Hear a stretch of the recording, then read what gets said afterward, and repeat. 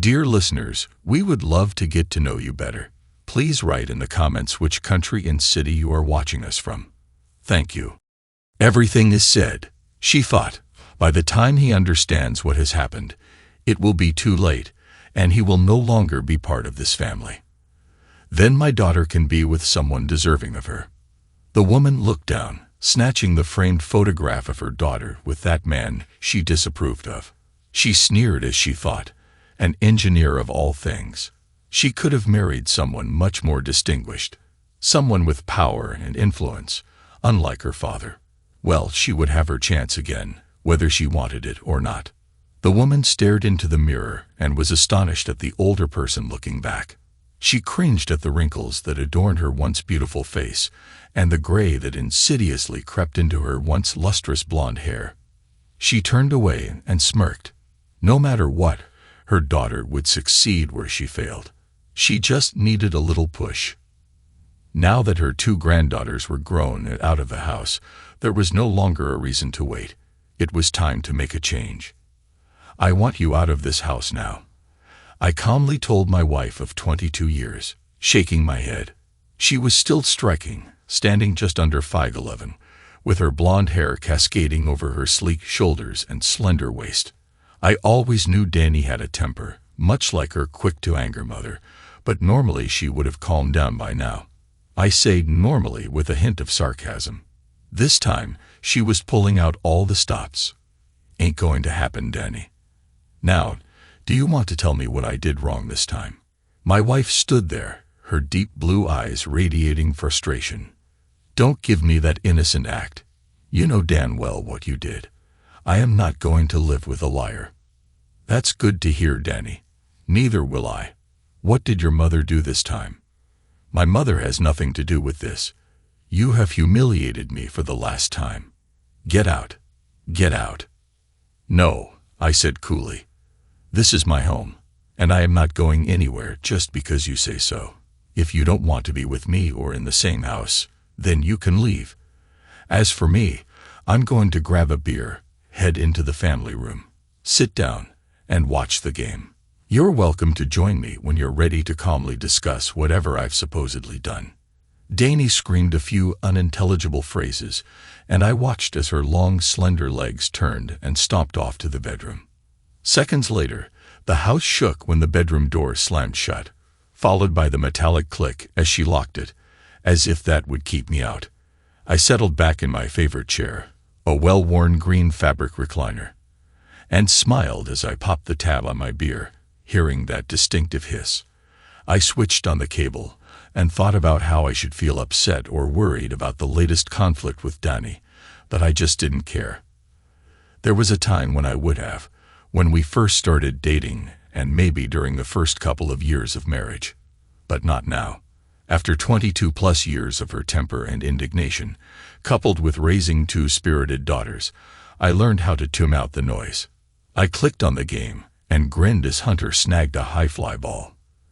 If you're wondering why I didn't seem bothered, it's because, for the past month, she had been quite difficult, her frustration at an all-time high. I wondered if Mackenzie, RWS, and Forest Incorporated might have some work available out of the country. Between innings, I speculated that Dani's mother was behind this latest drama, as she had been with most of the others. That woman had caused more heartache and trouble for my family than I could count. Dani's mom, Roomhilda, though that's not really her name, it's Olivia Matilda, is one woman I have never gotten along with. Well, actually, she hates my guts, and I really have no idea why. Usually, it's the father who has a problem with his daughter's boyfriends, fiancés, and eventually husbands, but Dani's dad, Harvey, and I got along famously. However, her mother, given the opportunity, would probably hire someone to take care of me. I guess she always believed her baby deserved better than settling for little ol' me. Of course, I didn't help much. After a decade of her antics, I began to give as much as I received, which didn't help my loving relationship with Dani, but it always seemed to put a smile on her father's normally cheerless face. I started dating Dani just before graduating from Cal State. I had spent nearly 4 grueling years studying mechanical engineering because I wanted to build things, like buildings, bridges, and other structures. Danny was majoring in general studies, taking only the courses required by the state. She was bright, but she was no rocket scientist, and was always the first to admit it. Still, you had to admire that she at least believed in a strong education, if not in a particular field. I first spotted Danny in the university library, where she was with 2 other stunning women. I was completely infatuated with her, but hopelessly unable to meet her. When it came to exceptionally beautiful women, I always became tongue-tied and clumsy. I had girlfriends in high school and during the first couple of years at Cal State, and they were pretty, but not stunning beauties like Danny and her friends. Whenever I took a girl out, I always made sure she had a good time. Word got out that I was a class act, and any girl that went out with me never had to worry about feeling pressured. I always made sure they felt comfortable and didn't have to deal with any unwanted expectations. I'm not a total loser. Standing at 6 feet and 185 pounds, my deep green eyes and black curly hair reflected my heritage, and my natural tan complexion suggested some Native American ancestry. Who knows? If my looks didn't give you a clue about my ancestry, my name would. Michael Patrick O'Flynn. I was always called by my namesake, my grandfather Michael, known as Big Mike.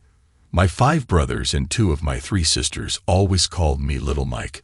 Only my mother, father, and my closest sister, Caitlin, called me Patrick after my mother's brother. My uncle, Patrick Sean, died a month after I was born, killed in the line of duty while trying to stop the robbery and assault of a young woman while serving in the Los Angeles Police Department. Other than a few scrapes and bruises, the woman survived, but my uncle took 2 bullets to the chest. This was before Kevlar vests were required. The victim said my uncle was able to snap off 3 rounds, killing the suspect as he was falling, 2 in the chest and 1 to the head. In his honor, my mother and father always called me Patrick. My friends knew me as Pat. No, I didn't heed the call to protect and serve, but I always maintained a deep appreciation for those in law enforcement, not just for my uncle, but for 3 brothers and 1 sister who all wore the badge. The toughest of the bunch was probably my sister Caitlin. I digress. Returning to Danny, I instantly lost my heart to the woman I was determined to marry, and I proceeded to make a lasting impression on her. Blinded by my feelings, I tripped over someone's backpack, tumbled forward, and struck my head on a table corner. When I came around, I found myself lying on a bed in a dark room, the sound of a series of short beeps rattling through my skull like a herd of charging rhinos. I tried lifting my head to see where I was and instantly regretted it. My head felt like it was clamped in a vise as someone cranked down on the lever. Falling back, I heard a worried voice softly say, "Don't try to move. You took a bad hit to your head when you fell into that table."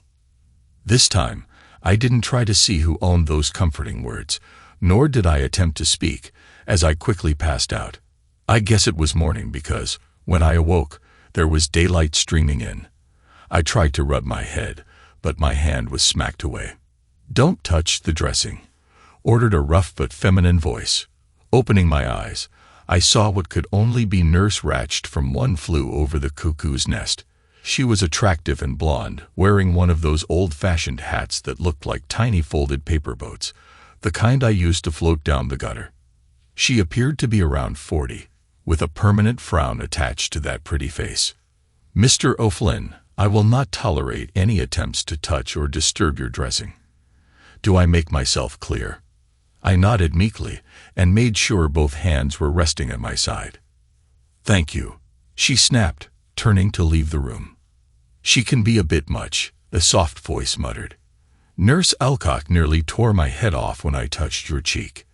I turned toward the voice and was startled to see the reason for my predicament standing by my bed. Danny. She stood by the railing, her fingers twisted in the bars, staring down at me. "How are you feeling?" Better," I managed to say, at a loss for words. "You look better. Your color has come back. You took a nasty fall, and your head struck the corner of that table. I think you tripped over someone's backpack. It shouldn't have been so far out in the way. I replied, still dazed. Oh, why are you here? I asked, stunned that such a beautiful girl would be concerned about me. She bit her lower lip, a habit I found endearing when she was nervous. I felt sorry and wanted to check up on you. I think you're cute. I've seen you around campus a number of times and always wanted to meet you, but I was too shy. You never seemed to notice me. Your nose was always buried in a book. Sorry about that. I never knew. Believe me, I could never have ignored anybody as lovely as you, I replied, realizing I might have sounded a bit foolish. What were you going to say? She asked, curiosity lighting up her eyes.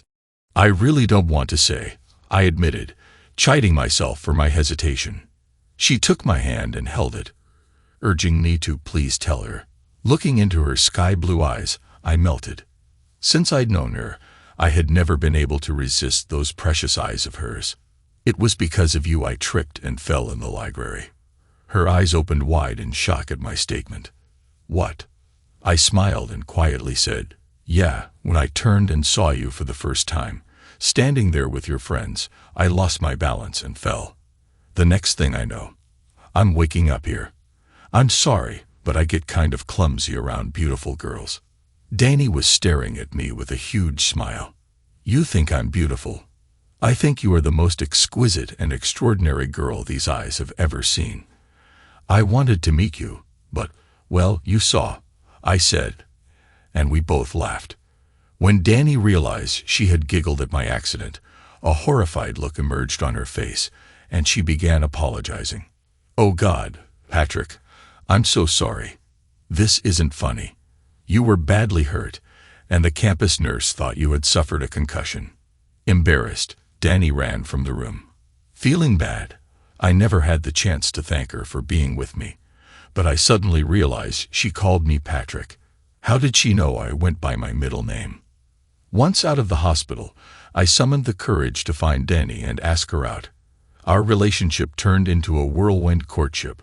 Luckily, I graduated with honors and was immediately hired by a well-known engineering and development company, Rolls and Forest Incorporated. I started at the bottom of the heap, but I could have cared less. It was a great firm, and I was doing what I'd always wanted to do, build things, plain and simple. I remember the first time I met Danny's parents, Harvey and Olivia, and quickly understood who my competition would be. Her mother, a beautiful woman, was gracious enough during our first meeting, but I felt the underlying antipathy toward me. While she exhibited a brilliant smile, her eyes revealed a certain repulsion for her daughter's boyfriend and potential future fiancé. Harvey, on the other hand, seemed taken with me, friendly and extremely gracious. He would take me by the arm and escort me into his sanctuary, his den. There we would smoke his Cubans, have a beer or two, and talk baseball or football. He never spoke of a favorite team. He loved them all. There were times Danny would have to kidnap me from her father. But Danny's mom was the polar opposite of Harvey. Rarely would she speak to me, and most times she would refuse to acknowledge my presence. Of course, I didn't mind much. I may have been shy around beautiful women once, but I was no wallflower when it came to Danny and me. Plus, my rather boisterous and opinionated family had long given me the confidence to navigate the world and feel good about myself. So nothing Danny's mom could do or say ever shook my faith in myself or Danny. And believe me, she tried. I lost count of how many times Olivia attempted to set her daughter up with one of those wealthy individuals from the proper side of town. To satisfy her mother, Danny did go out with a few of these spoiled rich kids, but after each date, she would always return to me. As I made my mark at Mackenzie, Rolls, and Forest, I rose quickly in the firm. They soon discovered that not only was I a competent designer and engineer, but I also had a knack for getting the job done ahead of deadlines. I was good with people, particularly with the men and women who gave their sweat, labor, and sometimes their blood on site. I soon became a project manager, usually given the ventures that proved difficult for other managers. My reputation as a troubleshooter grew, and with it, my income. Without saying anything to Danny, I began looking at houses as a future home for the two of us. I hadn't asked her to marry me yet, but I was pretty confident she would say yes. I hadn't counted on the unexpected challenge that lay ahead. One warm evening, Danny and I were sitting on the beach, listening to the gentle lapping of the waves against the shore. Holding her in my arms, she nuzzled her face into my neck and shoulders. I could smell the sweet essence of flowers in her hair as I kissed her golden locks. Without moving her head, she whispered, "Yes, Patrick." She always liked calling me Patrick. "Will you?" "What?" I asked, my heart skipping a beat. "Will you marry me?" With my right hand, I reached into my jacket pocket and pulled out a small black box. She straightened up, her eyes wide with surprise. "Danny, would you do me the honor of becoming my wife?" In my hand, I held the box out to her. Her shoulders began to tremble as I opened it, revealing the shiny white gold band with a 3-carat, marquise cut diamond. As she gazed at the ring, I carefully took her left hand. "Danny, will you marry me?" "Yes, yes, yes," she cried as I slipped the ring over her finger. She delicately fingered the band, and then launched herself into my arms, her entire body trembling as she silently wept. "I began to think you were never going to ask me," she sniffled. "I thought my mother had frightened you from ever wanting to marry me. I am so happy I was wrong," she sobbed.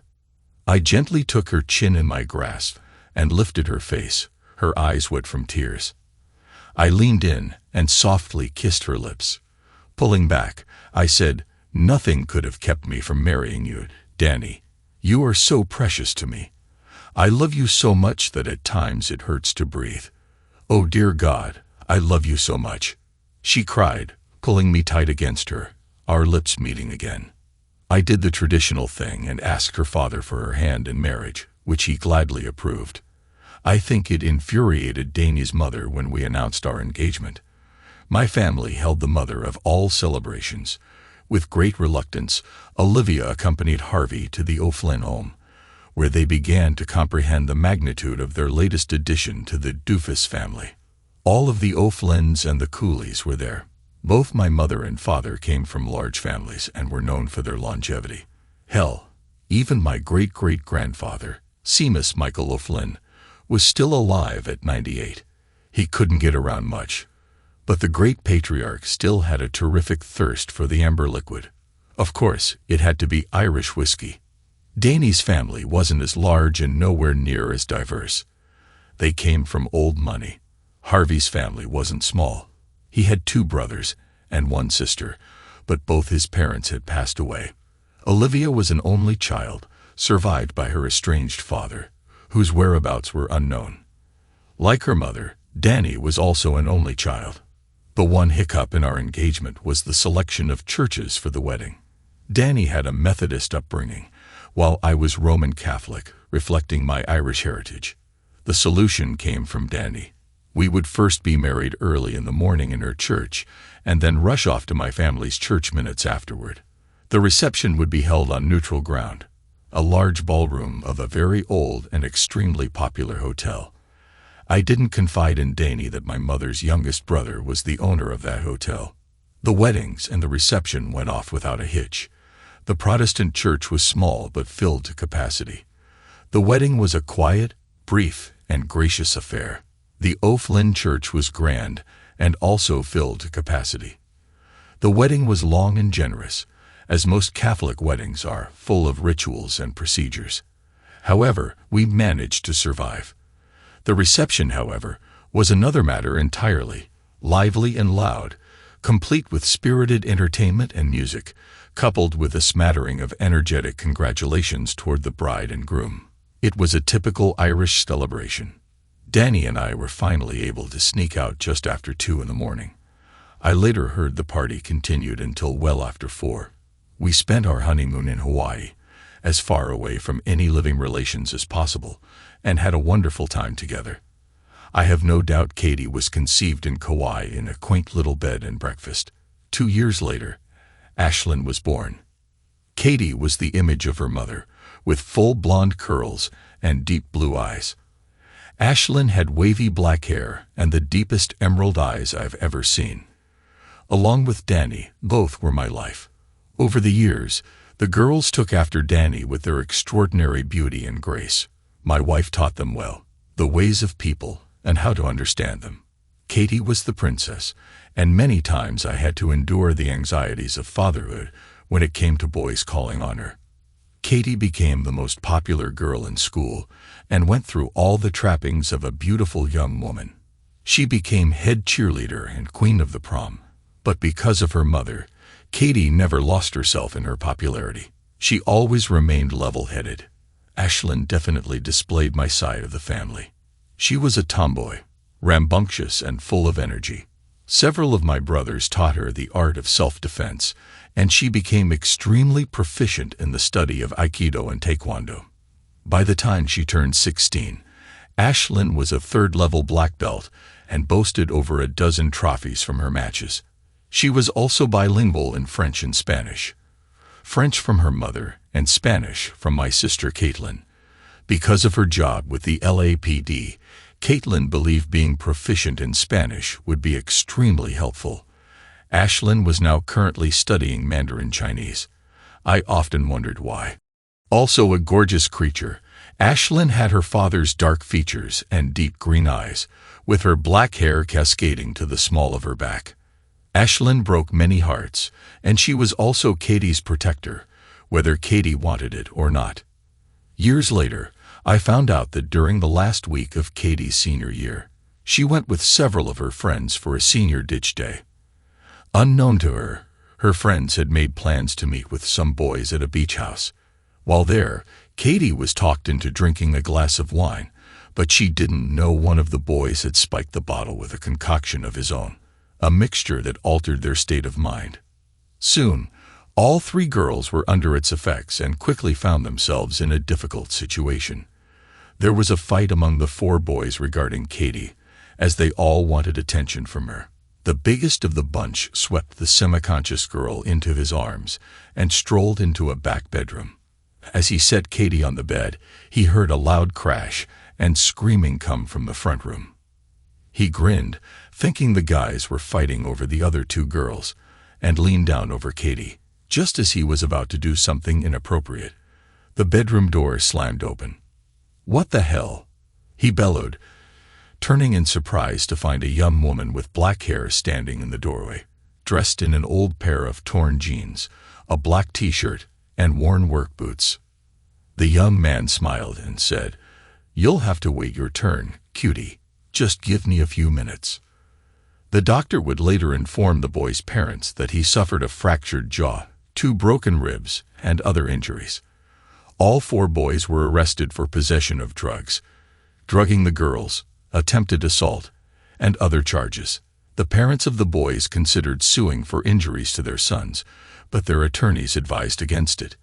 It wouldn't look good to have 4 college jocks taken down by a slight 16-year-old girl. I never heard the full story until much later. At the time of the incident, I was in Southeast Asia, working on a bridge over a large gorge in a remote jungle so that an American oil company could access rich oil fields. When I returned home, all I was told was that several boys had tried to make inappropriate advances on Katie and her friends, and that the boys were punished for it. It wasn't until 2.5 years later that I learned the truth. My sister Caitlin finally told me what happened, thinking it was safe to clue me in after Ash's graduation from high school. She didn't think I would do anything about it. How wrong she was. But that's another story. By then, both girls were out of the house. Katie had graduated from USC with a degree in fine arts and design, and had already landed a position with an up-and-coming design studio in Los Angeles. Ash was currently attending MIT, hoping to follow in my footsteps, much to Caitlin's and my brother's disappointment. They had hoped she would enter law enforcement.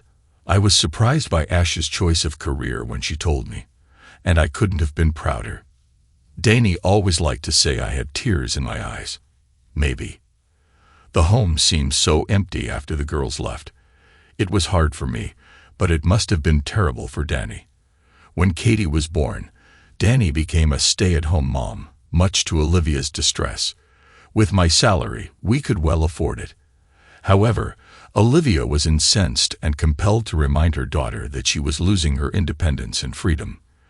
There were times I could see the seeds of discontent in Danny's eyes, but for the most part, she was a loving and fiercely loyal mother. Now, with the girls away and me always working, I worried Danny would start listening to Olivia. After that day, I was right. When the game ended, I moved into the den to do some last-minute work on designs for a new high-rise in Orange County. I could hear Danny moving around in the bedroom, and the sound of water running. She must be preparing a bath, I thought. I then heard the bedroom door open and 2 loud thumps in the hallway. The door closed again, followed by the sound of the lock clicking. Curious, I got up and walked into the hallway. Sitting in front of the bedroom door were my 2 suitcases. I didn't have to figure out what was in them. Shaking my head, I approached the door and turned the knob, only to find it locked. I knocked on the door and said, "Danny, please let me in. We really need to discuss whatever is bothering you." "I have nothing to say." "Now take the hint and leave." Oh, this was going to be fun, I thought. I stepped back a few paces and lifted my foot, kicking the door. My brothers had taught me the proper way to kick in a door. The bedroom door exploded inward, followed by a high-pitched scream as the door flew open. I picked up the 2 suitcases, walked in, and tossed them onto the bed. Danny was cowering by the nightstand as I began unpacking. I took my time, deliberately returning each and every item she had tossed into those 2 suitcases to their original locations. Without saying a word, I grabbed a clean pair of boxers and a t-shirt, my usual sleeping attire, and moved into the bathroom. Once I was done, I returned and slid into bed. Danny hadn't moved. "God damn you, Patrick," she growled, stomping into the bathroom and slamming the door shut. She was good at that. I smiled to myself before falling asleep. She always had a fiery spirit when she was upset. The next morning, I awoke to silence. Turning over, I noticed Danny hadn't come to bed, which was no small surprise. When I got up, the house was empty. Danny wasn't home. On the kitchen counter, I found a simple white envelope. This wasn't good. Opening it, I removed a single-page letter. "Patrick, I can no longer live with you. Since you won't leave, I must. I have moved in with Mom and Dad. Knowing how you feel about my mother, moving in with her should make your day. You want to know why I hate you? One word, Crystal. Try explaining that away and don't try to deny it." Crystal admitted everything, and she had pictures. "I am filing for divorce. I thought you loved me, but now I see everything. You will hear from my attorney. At least I'll be fair. The house will be sold, and everything will be split down the middle. Since the girls are of age, we won't have to worry about them. But I do expect you to continue with Ashlyn's college expenses. Please don't fight me on this. I don't want to make this any uglier than you've already made it. Don't try to contact me. If you do, I'll be forced to get a restraining order on you. My mother has already tried to convince me to do so. You'll be pleased to know my father doesn't believe you've cheated on me. I guess men always stick together. I will tell the girls we have separated and will be getting a divorce, but I will not tell them why. I'll leave that little tidbit for you. Goodbye. Denny. P.S. I guess my mother was right all along. Pictures. Crystal. What the hell is she talking about? I thought. This sounds a lot like her mother. I thought about Crystal, one of Danny's closest friends from high school. They still kept in touch, but I never cared for her. She always seemed to be sizing me up. Last year, during a Halloween party at our home, I was in the cellar getting more beer when Crystal appeared, wearing a costume that was meant to be alluring. Patrick, where have you been all night?" she asked with a smirk. "Crystal, what do you think you're doing?" I replied, maintaining my distance. "Oh, come on, Hat. You know you want to hang out." She stepped closer, but I pushed her back, startled. "Crystal, I love my wife. I have no desire for you or anyone else. You're Danny's friend, and I'll always consider you as such. For the sake of our friendship, don't ever be around me again. Understand?" Nodding meekly, she whispered, "I'm sorry." "Yes, I understand," and left. Nothing was ever said about that encounter again. When I called Crystal's apartment, there was no answer. I figured as much, but what neither Danny nor Crystal realized was that I knew where she worked.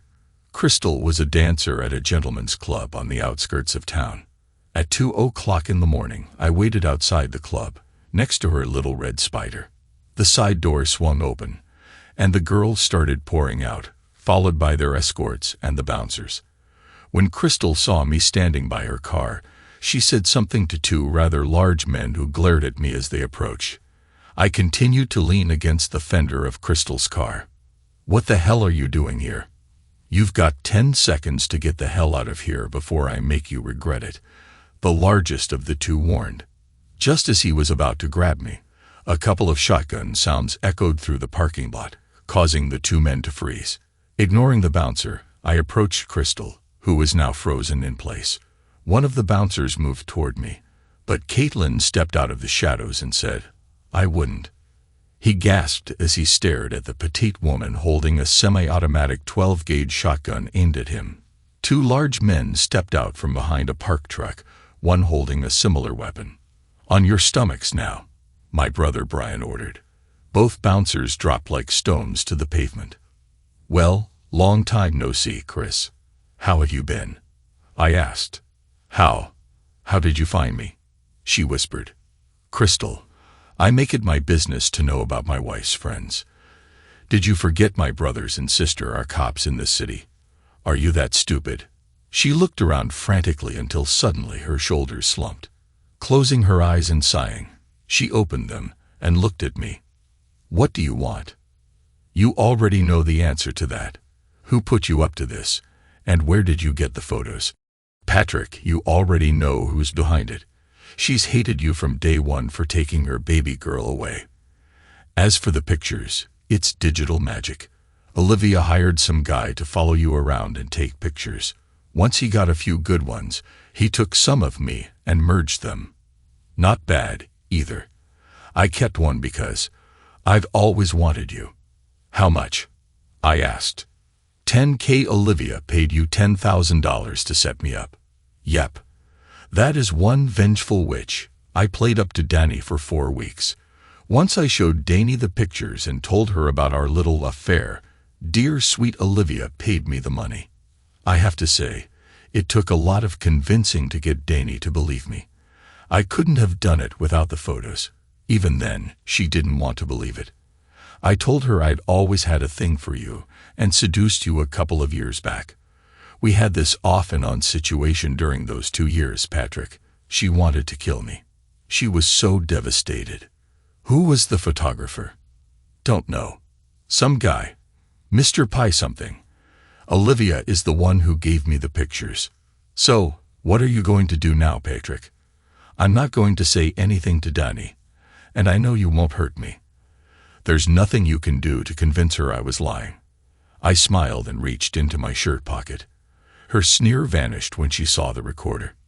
"You son of a..." "Crystal, I'd be real careful what you say about my mother. I won't hurt you, but I can't answer for my sister Caitlin. You remember Caitlin, don't you?" Crystal nervously glanced at my sister, who was still holding the shotgun. "Now you'd better listen, and listen very carefully, Crystal. I've got you on some serious charges. You conspired to commit several felonies. I think it would be in your best interest to play along. Let's face it, I've got you in a tough spot. What do you want me to do?" "Nothing. Absolutely nothing. For now, I want you to remain out of sight. Don't say anything to anybody, especially Olivia or Danny. Understand?" Crystal reluctantly nodded. "Patrick, you should know this. Olivia has Ted Bauman sniffing around Danny. She's hired him to seduce her. Olivia believes that once Danny gives in to Ted, there's no way you'll forgive her. She's right about that. Does her father know anything about what's been going on?" Crystal laughed. Oh, that poor man doesn't know anything about what your mother-in-law does. Why he stays with her is a mystery. Okay, thanks for the heads up. Now, do your part and stay hidden." Crystal nodded. I turned and shrugged at my sister and brother.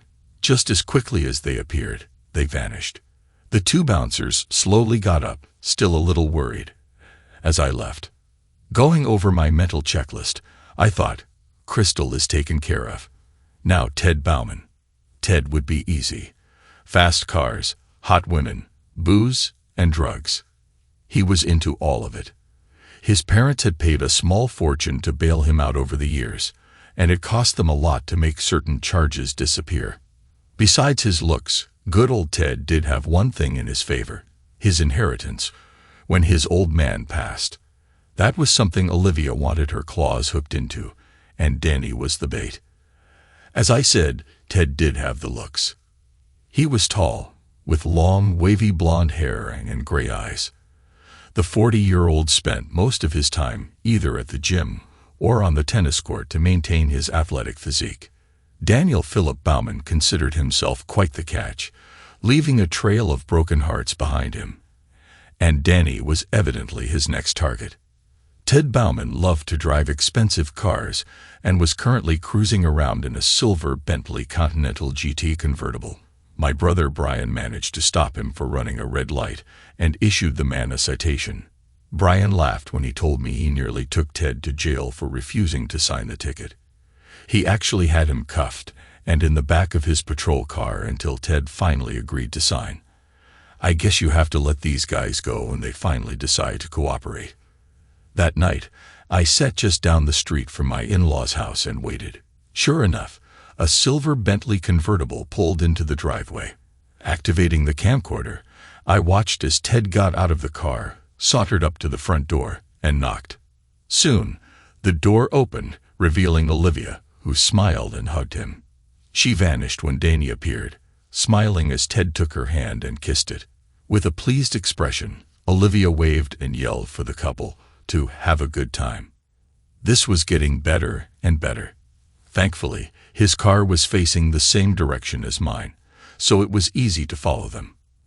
As Olivia had already gone back inside, I passed the house and trailed them downtown, where Ted pulled into the parking lot of a posh nightclub, the Ritz. Donnie and I had been there once, but we weren't impressed. The club was expensive and packed with spoiled, pretentious rich kids having fun on their parents' dime. I parked further down the street and paid the steep cover charge. Once inside, it wasn't hard to spot the two of them. So far, only one of them seemed invested. Danny didn't appear impressed by Ted. Every time he put his arm around her shoulders or waist, she nonchalantly removed it. After a round of drinks, she always loved her Chardonnay. He led her onto the dance floor for a fast number. God, after 20-plus years, Danny still took my breath away. She moved with the grace of a gazelle as she danced to the music. Just as the band neared the end of the piece, Ted moved behind her, attempting some close dancing. It didn't work. The moment she felt him getting too close, she walked off the floor. I grinned as he frowned, watching her retreat to their booth. Once they were back at their table, Ted ordered another round. Suddenly, he had to slide out of the booth to allow Danny to go to the ladies' room. While she was gone, the waitress brought the drinks. After the waitress left, Ted removed something from his pocket and fiddled with it before holding it over Danny's glass of wine. I couldn't see if anything fell in, but I did see him stir the goblet with his pinky. It looked like he was planning something. I looked around the room and spotted a disheveled-looking young man hanging onto the bar. Approaching him, I whispered in his ear to see if he'd like to make a quick $50. At first, the guy looked at me skeptically, but when I explained what I wanted, he smiled and nodded. After slipping him a $20, I told him he would get the rest afterward, and he nodded. Danny was pushing her way through the crowd and had just settled back into the booth when my appointed assistant arrived, just in time. Danny was about to sip from her glass when my guy stumbled into Ted, spilling his drink all over Ted's shirt. Ted exploded, pushing the young man away while screaming about his shirt. Poor Ted never got the chance to finish his tirade. My interloper grabbed him and threw him onto the table. Danny jumped back, her glass flying as the wine spilled all over Ted. I couldn't have planned this any better. The young man now had a grip on Ted's jacket and was pummeling him pretty well before the bouncers arrived and pulled my hired assistant off the struggling man. They dragged the angry young man through the crowd and hustled him out the front door. By this time, Ted was up, and Danny was trying to console him as she applied a towel to his drenched shirt. Ted grabbed her hand and pulled her out of the club.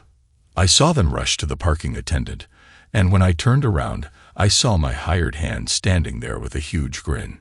"That was outstanding," I said, handing him an even $100. "That performance should have gotten an Oscar." "What did the bouncers do?" he asked. "Nothing. I know them all. They're good friends of mine. They just got me out of there in case your friend decided to take it further. Thanks for the cash, man. Anytime you need another performance, give me a call." "You got it. By the way, what's your name?" "Dalton. Bill Dalton, at your service." He grinned as he bowed and handed me a card before leaving. The card read, "William D. Dalton, Dalton Investigations, 1345 Falling Leaf Avenue, Barrington, California."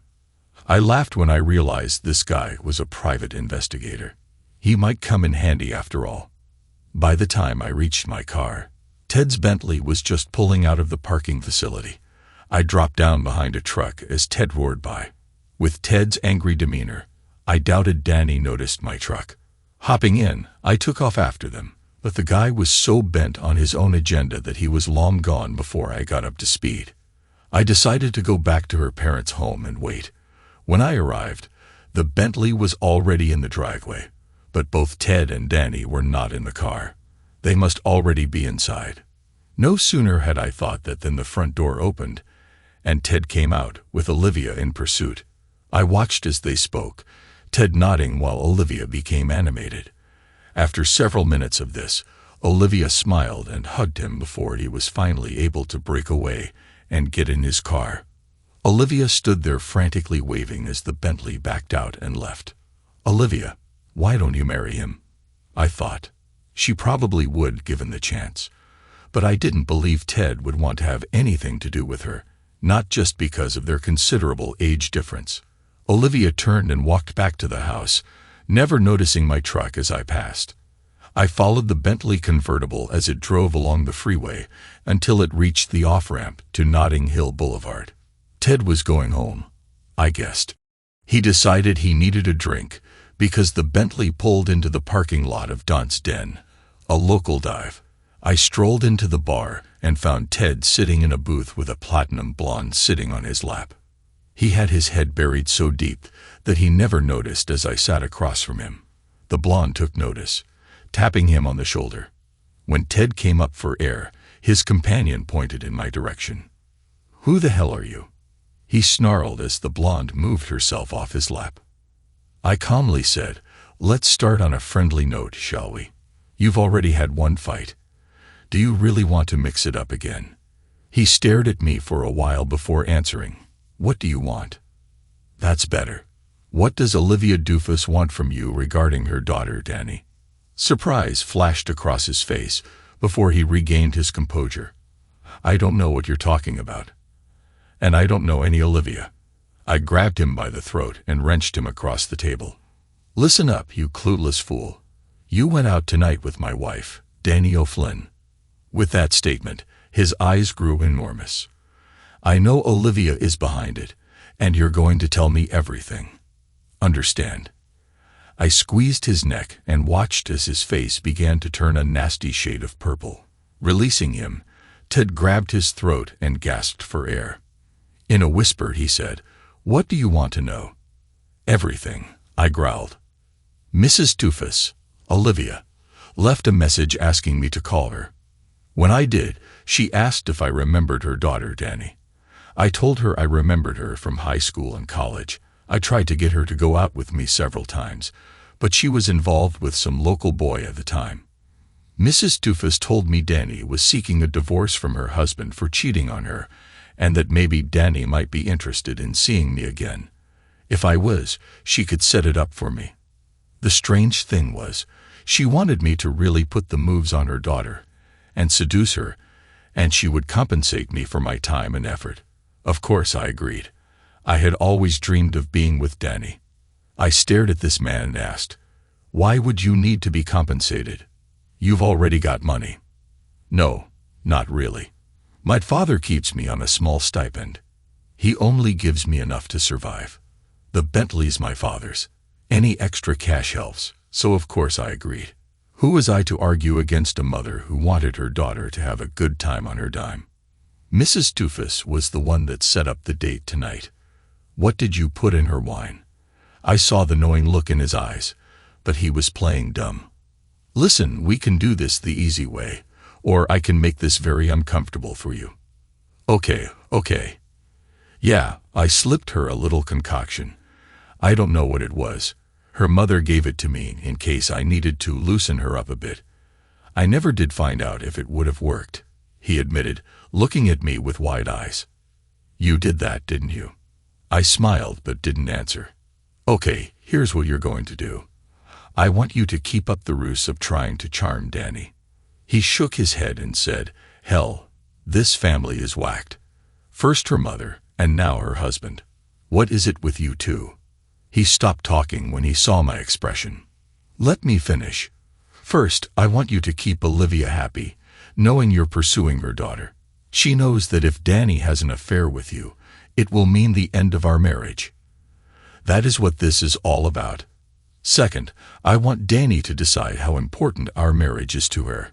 If you are able to charm my wife, I will divorce her. You will not tell a soul about what I said. As far as you're concerned, Olivia thinks she's hired you to pursue her daughter. Got it?" Ted Bauman gazed at me for a long time before replying. "Yeah, I got it. I understand. You realize I will be pursuing your wife." I glared at him. "Yep. Do your best, but don't let on that I know what's going on." Ted had a huge grin on his face. "Okay, it's a deal. I can't believe this. Danny gets attention. I get paid, and you become history." Nodding, I said, "That's about it."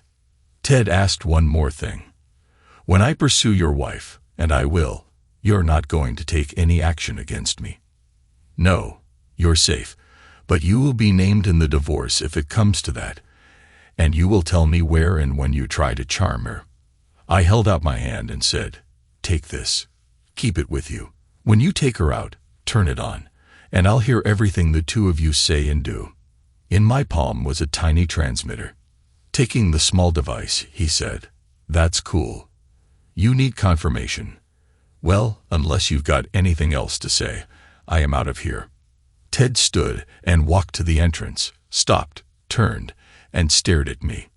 A smile spread across his face, and he laughed as he stepped out. I hoped I knew what I was doing. What Bauman didn't know was that I had taped our entire conversation. Before this was over, Olivia Doofus was going down for good. I stopped off at my local watering hole, the Hole in the Wall gang, and downed a few beers before heading home. It was going to be pretty lonely in that house tonight, but I'd better get used to it. I hit the switch for the garage, and the door began to roll up. Already, the emptiness hit me hard. Danny's old Toyota was missing. I sat there for several minutes, tears running down my face, before I mustered up the courage to pull in. I grabbed another beer from the fridge and sat down in my recliner, staring at a blank screen on my 55-inch widescreen TV. I must have dozed off sitting there, because the next thing I knew, the sun was in my face, and the house was silent. As I slowly pushed myself out of the chair and shuffled into the kitchen, the clock on the microwave displayed 6:00 a.m. I switched on the coffee maker, and in a matter of seconds, I could hear the water begin to percolate, and my life-giving juice start to pour into the pot. I could see myself in the reflection of the microwave door. I would scare off vultures just by my looks alone. I sat at the kitchen table, sipping my brew, and thought through my checklist. I dealt with the situation involving Olivia, took care of Bauman, and I had recordings of both of them. I had film of Olivia with Bauman, and I managed to get a couple of stills of Danny and Bauman in the booth. I even got a shot of Bauman's hand hovering over Danny's wine glass, and one with his pinky stirring the wine. Now all I had to do was sit back and wait for Bauman's call. You'd think I'd call Danny and try to get her to talk to me, but I was following her wishes. She didn't want to see me or talk to me. Fine. I wouldn't. It was hard not to let her know what I had found out, to show her how her mother set me up. Well, screw her. She wouldn't even give me a chance to talk to her. Fine with me. Even when she does discover the truth, our marriage is over. If her love for me is so tenuous that she wouldn't give me a chance to explain, then why bother? Finishing my coffee, I hopped into the shower, shivering beneath the cold water. I always took cold showers. They made me feel fresh and alive. Afterward, after a shave and some dental hygiene, I felt a lot better. Time to head off to work. Just as I was walking out the door, my cell phone began to play the theme music from an old private investigator program called Peter Gunn. Dad, where are you? Hey, Ash, just heading out the door. Where are you? I'm calling from school, but I'm distressed right now. I talked to Mom last night, and she said the two of you had separated and would be getting a divorce. Is that true? What happened? What did you do? She started crying on the phone. Dad, she's really upset and angry with you. Why? Ashlyn, your mother thinks I cheated on her. I said as simply as I could. Did you? Baby girl, what do you think? No way, Dad. You love Mom too much. Why does she think you cheated? Now I had a dilemma. Should I tell my daughter what's been going on, or just feign ignorance? I don't know. Your mother won't talk to me. Grandmother has something to do with this, doesn't she? I always said my kids were smart. I can't say they'd. Not yet, anyway. Have you said anything to Katie? Not yet, but I'm going to call her after I'm done talking with you. She deserves to know. You do realize Katie's going to blame grandmother. Katie hates her more than me. I laughed to spite myself. Ashlyn, I may not get along with Danny's mother, but I won't have you talk like that. She is still your maternal grandmother, and it would devastate your mother to hear you talk like that. My heart broke when I heard my youngest daughter begin to cry. Baby girl, don't worry. It will be all right. Trust me. Daddy, are you sure, or are you just saying that? Trust me. Ash, everything will be okay. Make sure you tell Katie that all right. Between sniffles, Ashlyn said, I love you, Dad. Love you too, Ash. Now don't worry, okay? Okay, Dad, she gasped as she disconnected. I lied to her. I didn't have a clue if everything would be fine. In fact, the way I felt right now, Danny could take a flying leap. When I got into work, my secretary, Mary Beth, said Mr. Rolls wanted to see me the moment I came in. Terrific. Now what? Anything I should know about? No, Pat. Not that I know of. Mr. Rolls called personally and sounded okay to me. Actually, he sounded kind of excited. Huh. Another project, maybe. Just the thing for me to get out of here for a while. All these thoughts were running through my head when Mary Beth finally broke through. Pat. Hello. Earth to Pat. Sorry about that, Mary Beth. My mind kind of wandered there for a moment. Everything all right, Pat? The girl's okay. Danny? Yeah, everything's fine. I knew I didn't sound very convincing, and Mary Beth had an uncanny knack for reading people. Would you tell me if it wasn't? I smiled at her and said, Mary Beth, you're the ethics committee of my conscience. You would be the first to know if anything was wrong, even before I knew. She giggled and told me to stop procrastinating and see Mr. Rolls. A few moments later, I was standing before the Queen, Mrs. Delaney, David Rolls' secretary, or as he likes to say, his boss. Please go on, Pat. David's expecting you. Of course, Mr. Mackenzie and Mr. Forrest were also there. All three smiled as Mrs. Delaney shrugged as I opened the door and stepped into David Roll's office. I was immediately bombarded by greetings from all three. I've been employed by these men as long as I've been married, and couldn't have worked for a nicer bunch of guys. Pat, about time you came in. Sit down. We've got some things we need to discuss with you. David pointed to an empty chair next to him. They were all seated around a coffee table, resting in leather chairs. As I sat, John Mackenzie began. Pat, we've all three been very pleased with your performance over the past 20 years. I can't tell you how many times you've pulled our butts out of the fire on those overseas projects. Bill Forrest was beaming as he stared at me. Yes, you've been a tremendous benefit to this company. Every man and woman working for us has had nothing but praise for you. I think they would all quit if you ever left. God forbid, David added, picking up a folder from the coffee table and handing it to me. I opened the packet and stared at the top sheet.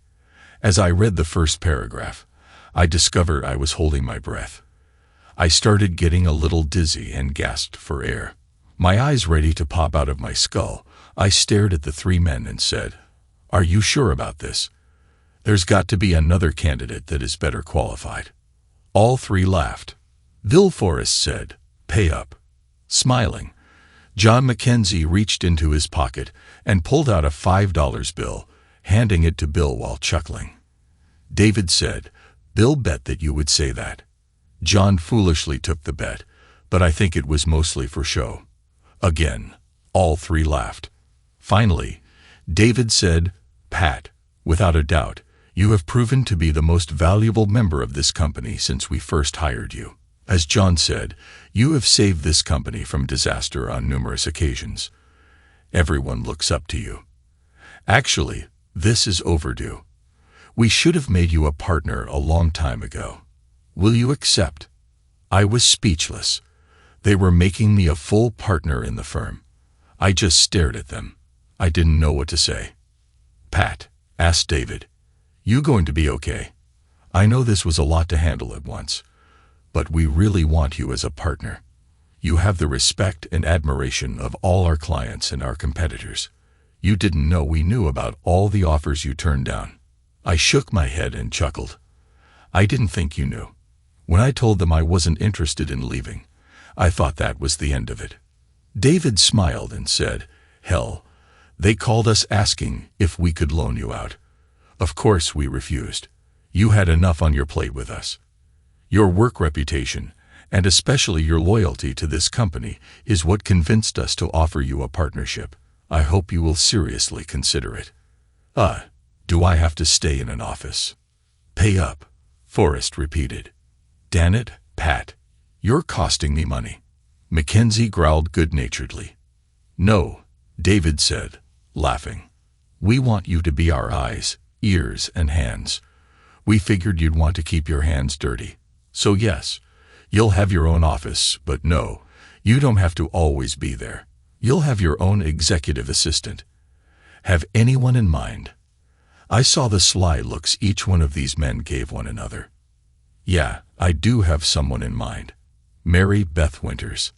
David yelled out, "Mrs. Delaney, is Pat's personal assistant here yet?" "Yes, Mr. Rolls. Please send her in." The door opened, and in walked Mary Beth, wearing a huge smile. "Congratulations, Pat. I wanted to tell you so bad, but it would have spoiled the surprise.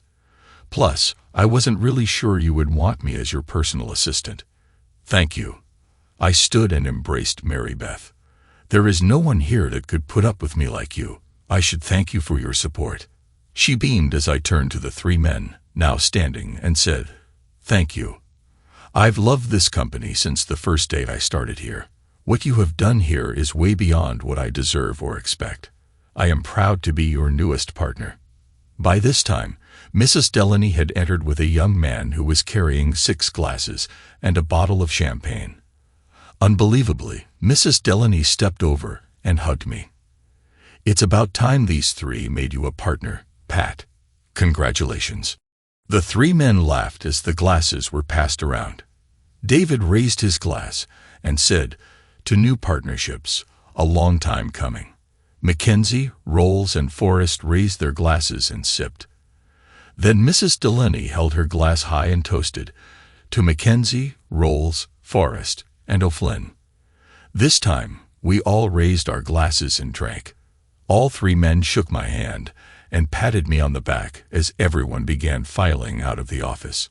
"Pat, why don't you take some time off? Like a month. Get away with Danny on some exotic trip to celebrate. Mary Beth will have everything ready for you on your return."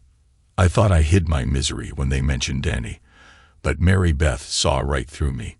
She moved over to me, leaning in and whispering, "Later." I nodded, and she smiled as she touched my shoulder. "Sounds like a plan, David. I think I'll do just that." John Mackenzie said, "Good. We don't want to hear from you for at least a month. Oh, and when you return, we just got another project for the company. You'll need to find your replacement." I nodded again, shaking everyone's hand before leaving. Mary Beth caught up to me, grabbing my arm and yanking me into my new office. Shutting the door, she turned and stared. "Okay, out with it. What's going on between you and Danny?" I told her everything. It was as if a dam had burst, and all the pent-up water rushed out. By the time I was done, I was nearly in tears. She held me tight as I let everything out. "Damn it, Pat, why won't you tell her what you already know?" asked Mary Beth. "Danny didn't cause this. Her mother did. She's punishing you for her mother's hatred of you. She needs to know." No. Danny jumped to her conclusions without confronting me. She already wrote me off without any defense. Now I discover she went out with another man with her mother's blessing. No. Goddamn it. No. Pat, you know her mother probably forced her to go out with him. That's the problem, Mary Beth. She won't stand up to her mother. I am surprised she ever married me. Well, she's going to find out just how much her dear mother loves her and our family. Okay, Pat. Okay. Just remember, she loves you. I nodded but didn't reply. Mary Beth leaned up and kissed me on the cheek, whispering, "Don't worry. Everything will be okay. Trust me." I just smiled. Those were the very words I said to Ashlyn. "Now get out of here and take care of your family. I'll make sure everything is ready for you when you return." I hugged Mary Beth until she pushed me away, saying, "Patrick, I can't breathe. Now go." Go where? I thought to myself. Suddenly, I thought of Katie. "Thanks, Mary Beth. I'm out of here. Take good care of yourself. I need you more than ever now." Mary Beth waved as I quickly strolled out of the office and out of the building. Running to my truck, I tore off for Los Angeles and Katie. It didn't take long to reach LA. By noon, I was looking up at the tall skyline of the design company where my Katie worked.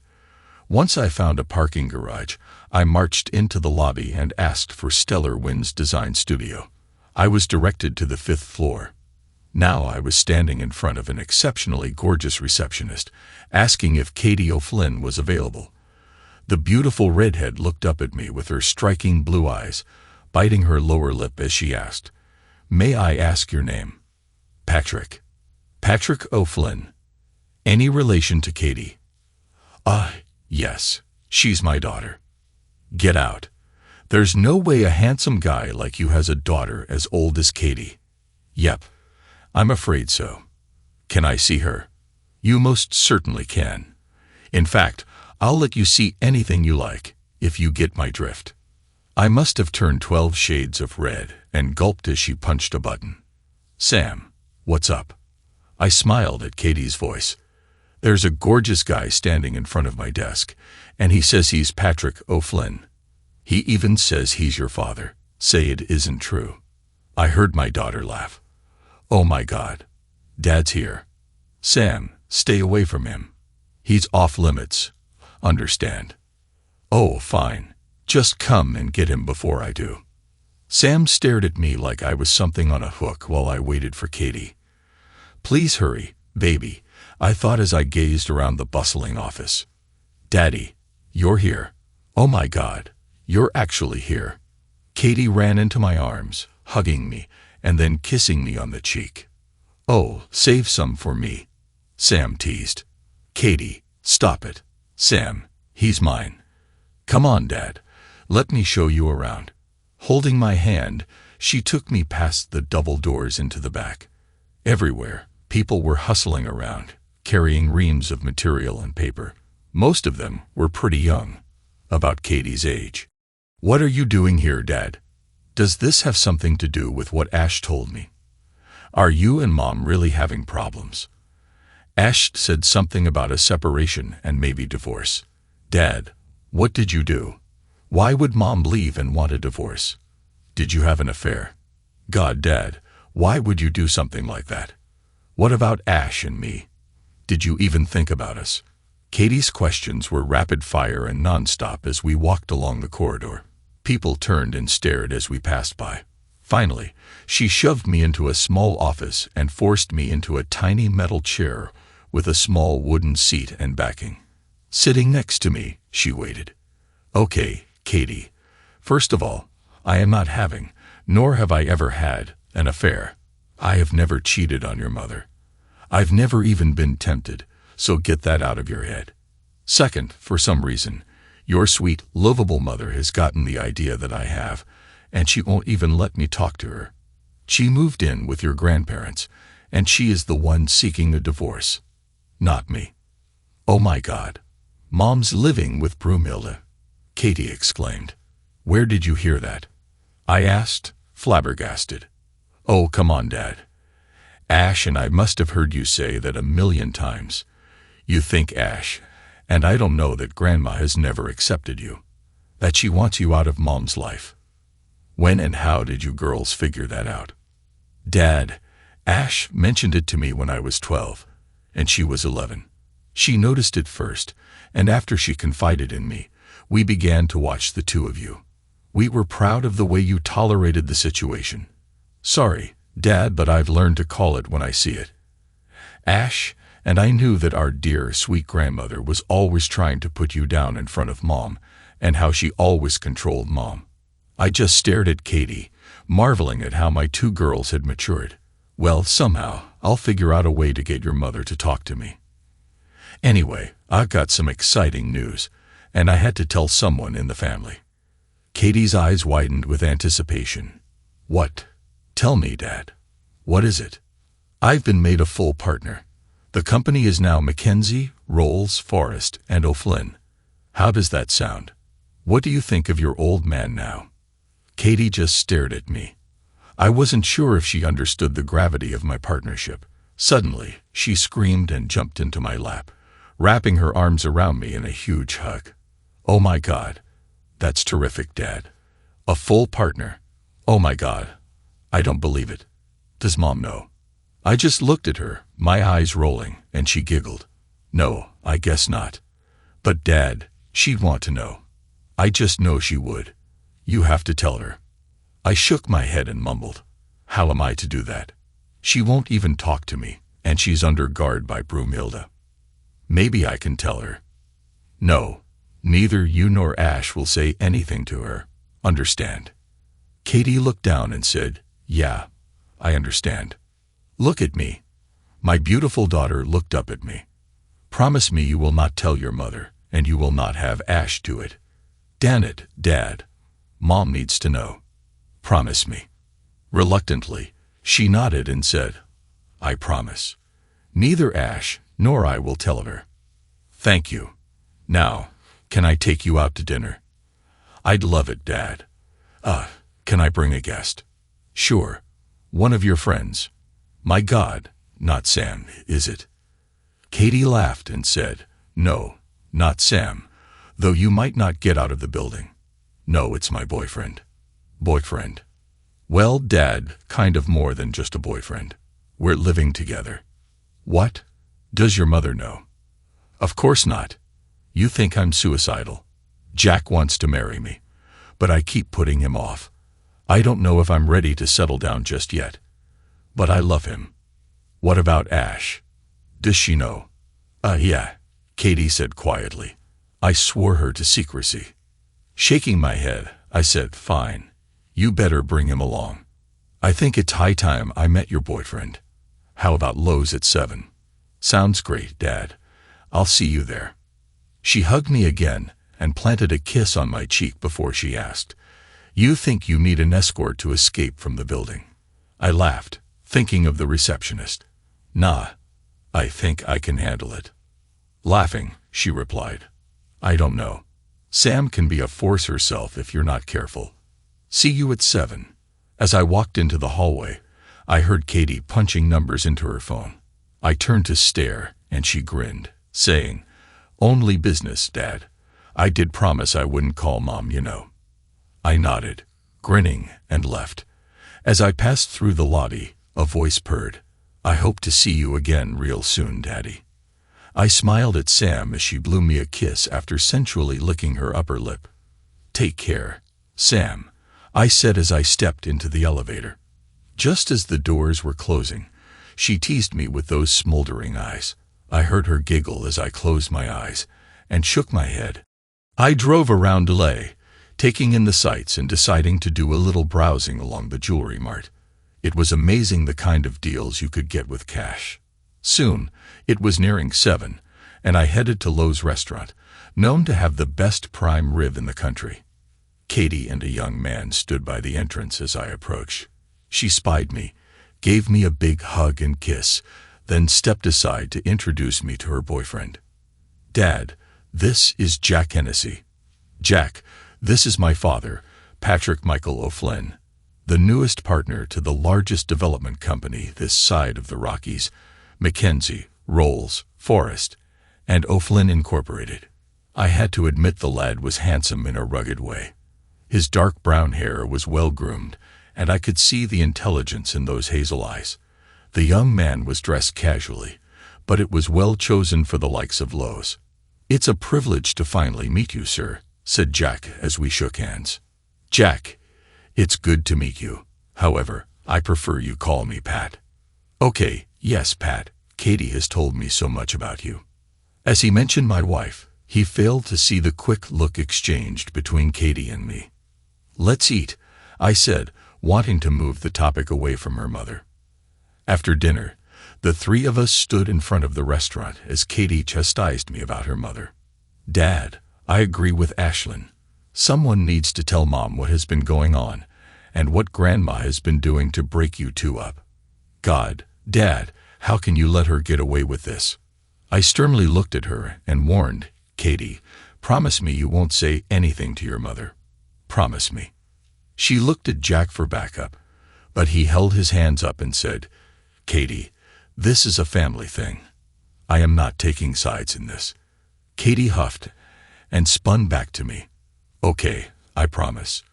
But you're making a terrible mistake. Katie, sweetie, please understand. Your mother means the world to me, but for the last 4 weeks, I've been less than ideal to her. She hasn't told me what was wrong. She hasn't allowed me to explain or defend myself. And now I find out she went out with another man. At her mother's urging. How long have we been married? Katie looked sheepishly at me and softly replied, 22 years. That's right. 22 years. 22 years of good and bad, happiness and bitterness, love and heartache. That's what a marriage is. That's why they say for better or for worse. I love your mother more than anyone could ever imagine, and I believe she loved me just as much. That's why this hurts so much now. She allowed her mother to manipulate her again, getting her to go out with another man. I interfered with their date this time, but no more. Now she makes the choice, whether based on faulty information or not. Understand? No, Dad, I don't, and I won't. As far as I'm concerned, you're both wrong, pie-headed, and stubborn. If you two divorce, Ash and I will blame both of you. Do you understand? I sighed and looked into her eyes. I nodded and said, Yeah, I understand. All too well. Okay, Dad, I promise I won't tell Mom. But don't let this thing drag on much longer, or allow Mom to get hurt. If that happens, all bets are off. She came into my arms and hugged me, giving a quick peck on the cheek before she grabbed Jack and walked away. She turned once to stare and smiled. I laughed when I heard her tease her boyfriend, and then watched as she and Jack disappeared around the corner. I made for my truck, soon heading south back home. When I pulled into the driveway, I choked when I saw the dark house. I didn't consider it a home anymore, with Danny gone. I sat in the truck for nearly an hour, feeling sorry for myself, before I finally pulled myself out and into the house.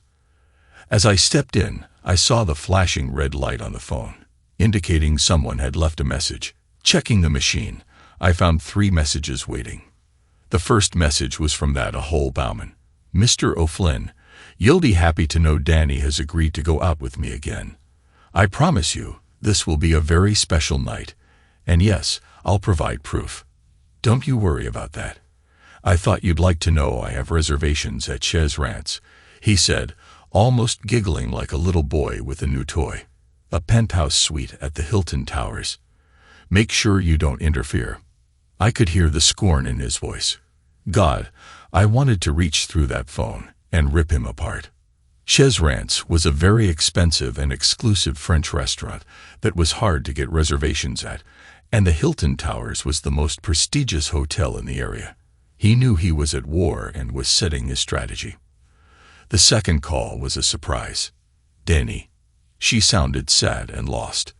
Patrick, I can't see any way around this. I thought you loved me. I'm going to see a lawyer Monday. Damn it, Pat. Why? She was crying when she hung up. Olivia, I thought. I promise myself one thing. Whether Danny and I are able to work through this or not, she is out of my life. I slammed the phone down and was going to ignore the third message but changed my mind. This one was unexpected. It was from her father, Harvey. He wanted to meet with me tomorrow at noon at my office. I wondered what he wanted. I thought back to Danny's call. Was I wrong in the way I was handling all this? I was beginning to doubt myself and Danny's love for me. I made my way to the liquor cabinet and grabbed the Jack Daniels. The only thing I wanted to do right now was drown out these voices in my head, and JD was just the thing. It wasn't long before I heard someone groaning. A bright light hurt my eyes when I cracked them open. I felt like one of those observers during the 50s nuke tests. Nothing but a flash of brilliant white light. I threw my left hand over my eyes and found myself staring out the living room window at the sunrise. Where am I? When I turned my head, my brain exploded in pain, and I grunted as my hangover took control. I was on the couch, covered in a blanket.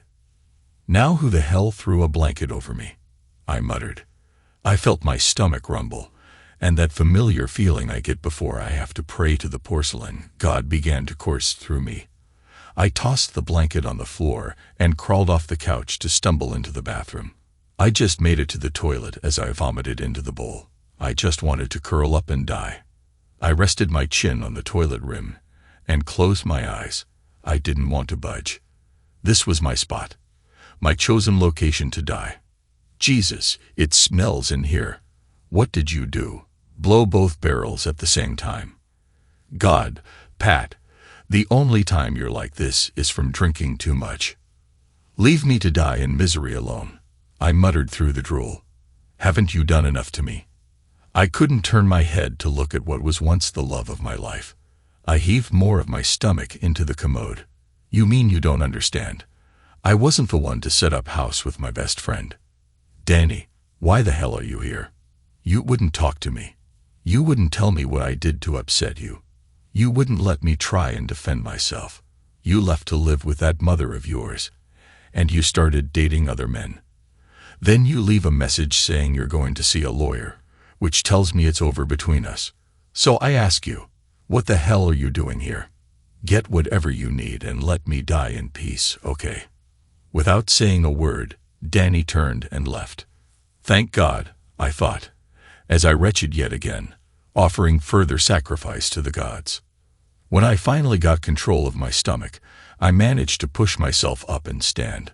Wobbling a bit, I made my way into the bedroom and tripped, falling against the corner bedpost before everything went black. Deja vu. I groaned as I gradually opened my eyes to the sound of tones and beeping in darkness. Okay, Dad, I promise I won't tell Mom. But don't let this thing drag on much longer or allow Mom to get hurt. If that happens, all bets are off. Her voice echoed in my head like a cruel reminder. I blinked, trying to clear the haze. I realized I was lying on my back, hooked up to tubes and monitors. Where was I now? Not again, I groaned, moving my head slightly, which was a big mistake. I'm in a goddamn hospital. What the hell did I do now? I vaguely remembered tripping over something and smashing my head against the bedpost. But how did I end up here? Danny. Was Danny there? I thought, confused. I remembered something about her yelling at me, but maybe it was a dream. Or maybe it wasn't. Hey, Slick, back with the living. I see. That voice. I'd know that voice anywhere. I turned my head and regretted it instantly as the pain slammed into my skull. Danny chuckled. You always had a way of impressing me with your graceful ways. How did I end up here? I muttered, closing my eyes again. Well, after you decided to empty an entire bottle of Jack's finest amber, you managed to crawl into the bathroom and empty whatever was left of your stomach into the toilet and other obvious locations. Afterward, you tripped over those gunboat-sized shoes of yours and smashed your head against the bedpost. How your noggin found that tiny extended corner, I'll never know, but you opened up your scalp pretty good. Blood everywhere. God, Pat, but you were a gusher. I really thought I might have lost you this time. Her tone softened as she continued. I turned you over, shoved a compress over the wound, and called 911. Why? I croaked, not meeting her gaze. I could tell from the tone of her voice that she knew what I meant. Why were you at the house? Why did you take care of me? Why are you still here? Come on, Sherlock. Figure it out. I know you're only a mechanical engineer, but I have faith you can come up with a solution, she said sarcastically. It was at that moment I lost it. I'd had it, with her temper, her sarcasm, her mother, everything. I was done with it all. Danny, you win. I lose. Get your lawyer. You can have everything, anything you want. You want it all. Take it. I don't care anymore. Believe whatever you want. The moment I'm out of this room, I'm gone. You can have the house, the money, the savings, everything, okay? Just go. Leave me alone. Please, go back to your boyfriend, Ted Bauman. Your mother will love that. I won't be around anymore for her to bust my chops. Just remember, after the dust settles, who is behind all this? I tried to sit up, but my head felt like it would implode, so I lay back down, muttering under my breath. Danny left without saying a word. Seconds later, a soft voice spoke. Mr. O'Flynn, you must remain still. I felt warm hands over my arm and forehead, checking the connections and dressing. She must have been my nurse. I'm sorry, I said, my voice barely audible. I was having a little discussion with my soon-to-be ex-wife. I guess I got a little upset. You mean the woman that just ran out of here? The nurse asked gently. Yeah, I muttered. What did you say to her? She was in tears, sobbing as she ran past the station.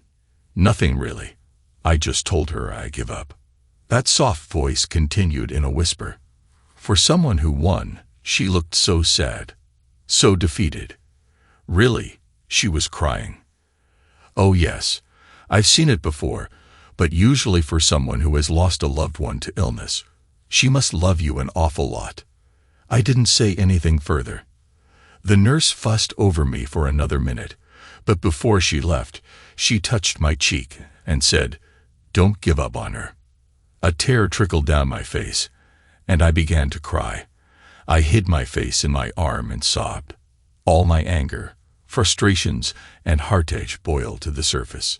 Sweet Jesus, maybe they were conspiring against me, my wife, my girls, this nurse, and God. I felt her fingers gently run through my hair, and when her palm grazed my ear, I grabbed it and held it against my wet cheek. When I realized what I was doing, I quickly released her, apologizing profusely. "Geez, I am so sorry. Really, I shouldn't have," she whispered tenderly, delicately wiping the tears from my face. My eyes snapped open in astonishment when her soft lips brushed mine. "Please, Patrick, don't turn me away. Please." "Danny?" I gasped. "I thought you'd left." "I made it to the lobby before I mustered up enough courage to come back," she whispered. "Patrick, I don't care what you did. I only know I can't live without you. But can you love me enough to come back to me? Can you live without Crystal? I want you back, but you have to be only with me, Patrick. Can you do that?" Danny was sobbing along with me. I grabbed her and pulled her into my arms, holding tight to the woman who drove me absolutely nuts.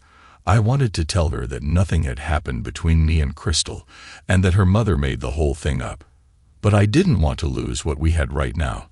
I was afraid that if I told her everything I knew, she wouldn't believe me, and she would leave. Having her in my arms, both of us together again, I didn't want to lose it. Finally, I said, "Danny, I will do anything you want. I need you beside me." She hugged me, pulling me tight against her, her lips crushed against mine. God, I love this woman, I thought. God, Pat, I've missed you so much. Can I come home? As far as I'm concerned, you never left. We'll go home together. They'll wait until they release you. Patrick, do you need anything from your parents? She asked softly. No, I don't want to go there. I'll wait here with you. Okay. Danny? Yes, my love. I need you to call your father. He wanted to meet me at work today at noon. Tell him I can't make it. Why? What did he want to see you about? I don't know. Danny, do you know anything? Danny was quiet for a moment, as if hesitant to say. Maybe it's because of Ted Bauman. What about Bowman? She seemed reluctant to share something I already knew, but she didn't know I was aware of her date. I let Mom talk me into allowing Ted to take me out to dinner. She was convinced you were cheating on me, and that I should get even. I was so confused. I didn't know half the time what I was doing. Patrick, I am so sorry. I went out with him one night, but it turned into a fiasco. Some drunk picked a fight with Ted, and pretty much ended the evening for us. Pat, I wasn't going to do anything other than have dinner with the man. I knew what he wanted, but I wasn't going there. Do you believe me? I nodded and said, yes. Was that the only time you went out with him? I asked calmly. She quickly nodded but added, he did invite me to go with him to Chez Rance. I have to tell you, Pat, I was almost tempted. I've never been to Chez Rance, and I was dying to see it. He was pretty upset when I told him I wasn't interested, and so was Mom. When she wouldn't let it drop, that's when I went home and found you on the couch. Did you put the blanket over me? I asked softly. Danny smiled and nodded. I saw the empty Jack Daniels bottle on the floor. I knew you'd be out until morning, so I covered you up and slept in the bedroom. When I heard you in the bathroom, I tried talking to you.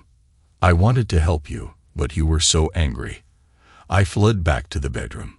I was on the bed when you stumbled in and fell against the bedpost. Oh, Patrick, I was so frightened by all the blood. I thought I'd lost you. I ran my hand over her hair as I held her close. Well, you didn't. You rescued me again. I always seemed to fall for you. She laughed and kissed me. The next day, I was able to leave the hospital. They only kept me overnight for observation in case I had a concussion, which I did, but it was mild. They wheeled me out into the lobby, and Danny was standing there waiting by the car. Once free of the hospital, she drove me home. We didn't say much until she pulled into the garage. Patrick, why don't you go into the bedroom and get some rest? I'll be back shortly. Why? Where are you going? I asked, suspicious. Oh, just have some unfinished business to take care of. Nothing important, but I want you well rested for tonight. I admit I was a little leery. Danny seemed to be up to something. Danny, is everything good between us now? She hesitated before looking at me and saying, "Yes, everything is fine. Now get some rest, take this prescription medication, and get some sleep. I'll see you in a bit." She leaned over, kissed me, and waited as I got out of the car. I watched as she backed out, waved, and drove away. I went inside and shuffled into the kitchen, grabbing some aspirin. I downed 3 of the pills, nabbed a glass of ice water, and moved into the family room. Settling into my recliner, I read the label for the prescription medication and noted it said to take only 1. This is some potent stuff, I thought. I don't need this right now. Sipping some of the water, I eased back and closed my eyes. Within minutes, I was out. Be careful with him. I don't want him hurt. Oh God. All right already.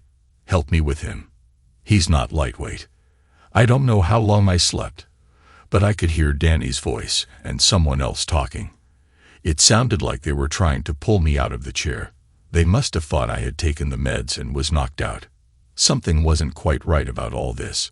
Who the hell was the guy? I decided to play along and see where this led. "Pat, I forgot how big you are," said my wife, sounding a little tipsy as she and her companion carried me down the hallway and into our bedroom. They laid me onto the bed, and with Danny pulling from one side, the guy pushed me into the center. "Now what?" she asked. "Now we tie him to the bed and make sure the rope is tight. When he sees me with you, he's going to want to kill us both," her companion said. "God, am I doing the right thing? He messed around, and you're going to even the score. Come on, Danny. You want him to see how it feels to see his wife with another man. Once we do this, maybe you can finally move on." I didn't hear her reply, but I felt her little hand grab my left wrist and wrap a cord around it. Before he realized what was happening, I curled my hand around his wrist and twisted it hard. I was satisfied by the sound of a snapped wrist and a piercing scream. Holding the screaming man, I scrambled off the bed and stared at a surprised, frightened, and suddenly sober Danny. "You stupid witch. You royally messed up this time, Danny." Here I thought things were going to be good between us, but no. You just couldn't believe the man you supposedly loved these past 20 years, could you? "Well, Danny, let me tell you what's been going on." Her face was pale as I held Ted Bauman, who was now kneeling on the floor, cradling his injured arm. "Your sweet, loving mother set us up, or at least, she set you up, you idiot.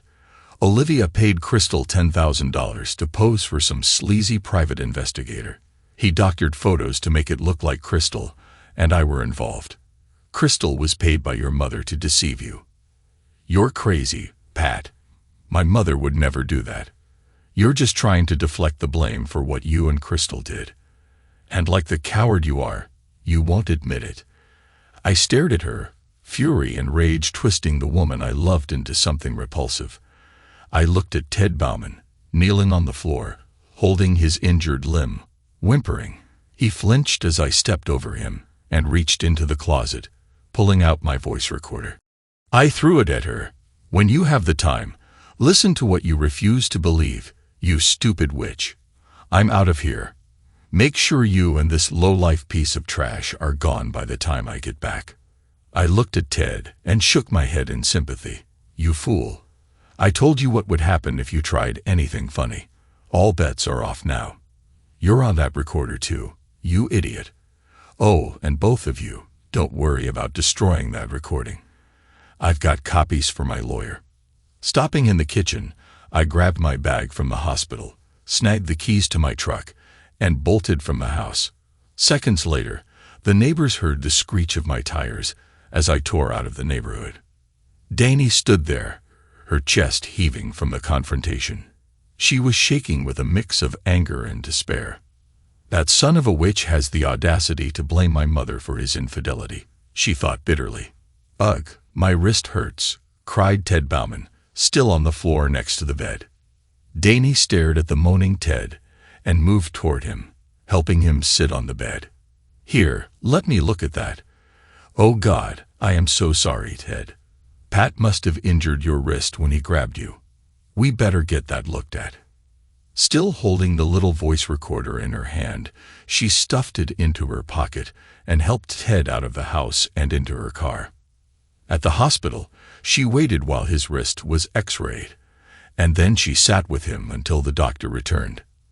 "Mr. Bauman, it's not fractured, just a simple sprain. Let me wrap this wrist and give you a prescription for an anti-inflammatory." "You sure my wrist isn't broken? I'm in a lot of pain here," Ted grumbled. "It's not broken, Mr. Bauman. When you get home, wrap some ice around it to stop the swelling. In a few days, it should be better." "Thank you, doctor," said Danny, trying to hide her frustration as she followed a grumbling Ted out of the ER. "Let me take you home," Danny offered. "Your car is at my mother's, but I don't know if you can drive." Ted smiled weakly and shook his head. "Thank you, but I'll get my car. Besides, I think you need a friend tonight." Danny nodded reluctantly. "Thanks, Ted. I'd like that." She drove him to her mother's house in silence. When they pulled into the driveway, her mother came running out, her face red and blotchy as if she had been crying. "Mama, what's wrong?" Danny called as she jumped out of the car. Her mother, Olivia, wailed, "It's your father."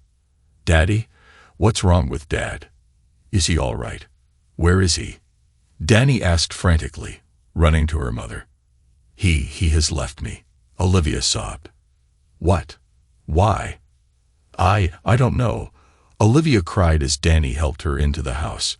Ted followed behind, still cradling his wrist. Once inside, Danny pressed her mother for answers. "Mom, you must have some idea why he would just leave like that. What was the fight about?" Olivia stared into her daughter's concerned eyes before breaking down again. "It was over you and Patrick," she finally wailed. "Me and Patrick? What about me and Patrick?" Danny demanded, her voice rising. "I told him Patrick didn't deserve you, that he cheated on you and refused to confess his affairs. Your father disagreed and said I was trying to set Patrick up, trying to railroad him into a divorce. He wouldn't believe me when I told him how wrong he was. We got into a horrible fight, and he packed up and left me. Oh, Danny, your father left me." Olivia cried hysterically. Danny stared at her mother in shock. The weight of everything was crashing down on her. First, Crystal's confession about Patrick's supposed affair and the damning photos. Then moving in with her parents. Then letting Ted take her out. And now her father leaving her mother. Everything was unraveling, and it felt like she was losing control of her life. Still trying to process, Danny turned to Ted and said, "Let me go to my room for a moment. I just need a little time to think." Ted nodded sympathetically, and Olivia waved her off as she continued sobbing.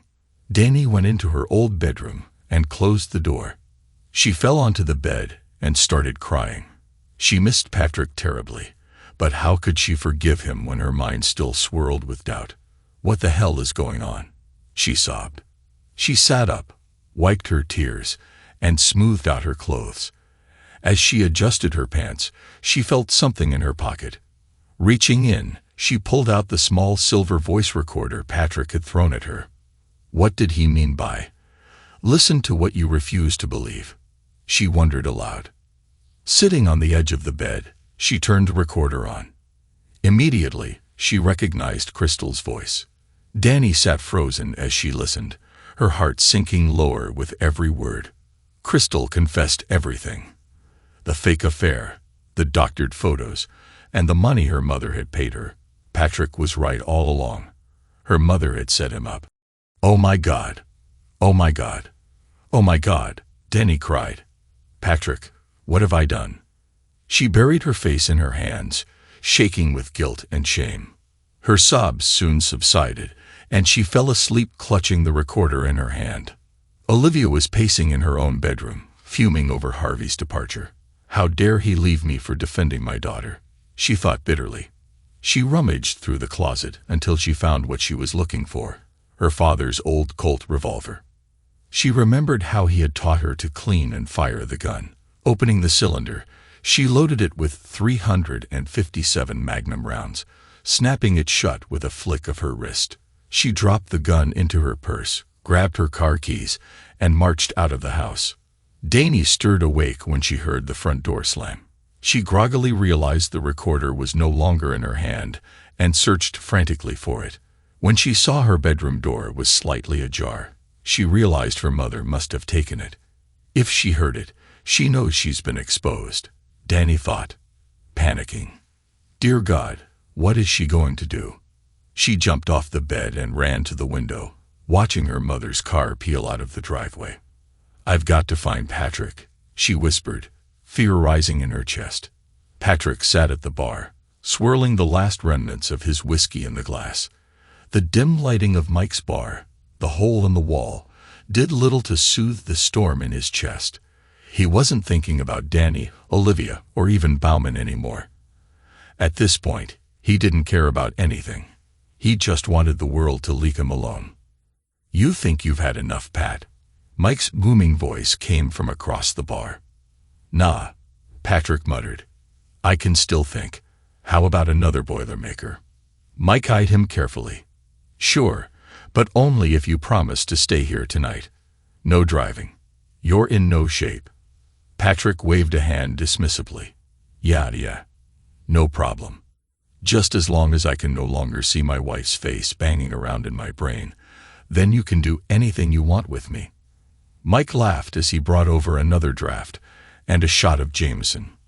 There you go, my friend. But remember, this isn't therapy. It's a bar. Patrick downed the shot, dropped the glass into his beer, and chugged it down in a few long gulps. Slamming the glass on the counter, he mumbled, Thanks, Mike. You're one in a million. Mike shook his head as Patrick leaned back on the stool, staring blankly at the wall. It wasn't long before he felt Mike's strong arms pull him off the stool. Come on, buddy. You've hit your limit.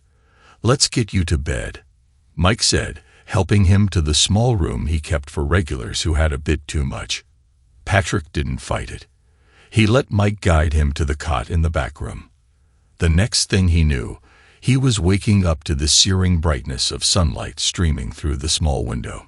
Groaning, he rubbed his crusty eyes and muttered, Back with the living, I guess. A soft voice startled him. Barely. He turned his head too quickly and immediately regretted it as the pain from his hangover shot through his skull. Blinking through the haze, he saw Danny sitting in a chair near the cot, her face pale and tear-streaked. What the hell are you doing here? He croaked. I thought I made it very clear we were done. Over. Finished. Danny's lower lip trembled, and to his surprise, she burst into uncontrollable sobs. Patrick, she gasped between tears. I am so very sorry. Please forgive me. Patrick's mind swirled with confusion and bitterness. What do you want, Danny? He said harshly. You made your choice. I'm done. Danny sniffled and held up the small voice recorder. I know everything now, Patrick. I listened to the recording. I know my mother set you up. She paid Crystal to lie. She doctored the photos. Everything you tried to tell me. I know it's true now. Oh God. Patrick, I've been such a fool. Patrick's face remained hard. He had begged her to listen to him, to trust him, but she hadn't. Now, after all the damage had been done, she wanted forgiveness. You don't deserve me, Danny, he said coldly, sitting up. You're just like her. Your mother. You jump to conclusions. You don't listen to reason. You let her manipulate you over and over. And now you want me to just forget everything and take you back. Danny recoiled, as if he'd slapped her. Her sobs quieted, but the tears continued to fall silently down her cheeks. She whispered, Patrick, I don't deserve your forgiveness. I know that. But I love you. I love you so much. That's why I lost it when I thought you had cheated on me. I couldn't handle the idea of losing you. Patrick laughed bitterly. You lost me the moment you let Olivia poison our marriage. I can't do this anymore, Danny. Before she could respond, there was a loud commotion at the front of the bar. Both of them turned as Mike burst into the back room, his face grim. Pat, Mike said urgently, "You need to come out here. Now." "What is it?" Patrick asked, annoyed. Mike didn't answer but gestured for him to follow. Patrick stood, swaying slightly from his hangover, and followed Mike to the bar. Danny trailed behind him, her face still pale with worry. As they stepped into the main room, Patrick froze. Standing at the entrance, looking disheveled and unhinged, was Olivia. In her hand, she held a large Colt revolver. The steel glinted menacingly in the dim light of the bar. "Patrick O'Flynn!" Olivia screamed, her voice cracking with rage. "You've ruined my life. You've stolen my daughter from me. And now you've taken my husband, too. I'll be damned if I let you take anything else." Patrick instinctively pushed Danny behind him. "Olivia, put the gun down. You don't want to do this." "Don't tell me what I want," she shrieked, raising the revolver. "You've destroyed everything I've worked for. You don't deserve to live." "Mom, no," Danny cried, trying to push past Patrick, but he held her back. At that moment, Harvey stepped into the bar, his face stricken. "Olivia, stop this madness." Olivia turned to him, her eyes wild. "Harvey, you betrayed me. You left me for him. How could you?" Harvey raised his hands cautiously and began to approach her. "Olivia, please, put the gun down. We can talk about this." "There's nothing to talk about," she screamed, tears streaming down her face. "Patrick O'Flynn has to die." Before she could aim the gun, Mike appeared behind her, moving with surprising speed for a man of his size. In one swift motion, he brought a sap down on the back of her head. Olivia crumpled to the floor, the gun slipping from her hand. Danny screamed and ran to her mother, kneeling beside her as Harvey followed, his face pale. Mike picked up the revolver, carefully lowering the hammer. He looked at Patrick and said dryly, "You've got some serious drama in your life, buddy." Patrick sighed, his shoulders sagging. "Thanks, Mike. I owe you again." Danny looked up from where she knelt beside Olivia, tears streaming down her face. "Patrick, I'm so sorry," she whispered. "I know I've let you down. But please, please don't give up on me. On us." Patrick stared at her, his emotions a tangled mess. He didn't know if he could trust her again. But as he looked into her tear-filled eyes, he felt a flicker of the love they had shared for over 20 years. "Let's take this one step at a time, Danny," he said quietly. "One step at a time." Thanks to everyone who took the time to listen to today's stories. If you enjoyed it, please consider liking and subscribing if you haven't already. Feel free to share your thoughts on the events in the comments below. Take care.